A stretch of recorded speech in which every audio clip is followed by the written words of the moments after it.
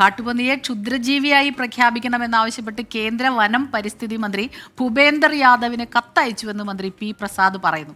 കാട്ടുപന്നിയുടെ എണ്ണത്തിൽ അനിയന്ത്രിതമായ വർധനവുണ്ടായിട്ടുണ്ട്.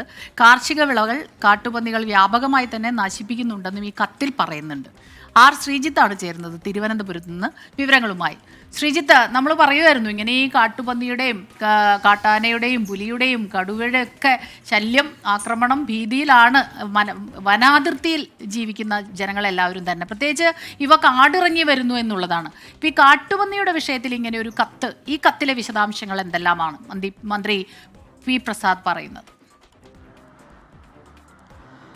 സ്മിത, മലയോര മേഖലയിൽ മാത്രമല്ല കാട്ടുപന്നിയുടെ ശല്യം ഇപ്പോൾ തീരപ്രദേശങ്ങൾ വരെ വന്നിരിക്കുകയാണ്. വലിയ തോതിലുള്ള ഈ പന്നിക്കൂട്ടം രാവിലെ ഈ കൃഷിയിടങ്ങളിലും മറ്റും നശിപ്പിച്ച് കാടിറങ്ങി വന്ന് ഇപ്പോൾ നാട്ടിലെമ്പാടും പെറ്റുപെരുകയാണ്. ഈ സാഹചര്യത്തിലാണ് കൃഷിമന്ത്രി പി പ്രസാദ് കേന്ദ്ര വനം പരിസ്ഥിതി മന്ത്രി ഭൂപേന്ദർ യാദവിന് കത്തയച്ചത്. കാട്ടുപന്നികൾ നാട്ടിലെത്തി അതിപ്പോൾ പെറ്റുപെരുകി വലിയ കൂട്ടങ്ങളായി മാറി. കാർഷിക വിളകൾക്ക് മാത്രമല്ല മനുഷ്യജീവന് തന്നെ ഭീഷണിയായിരിക്കുന്നു.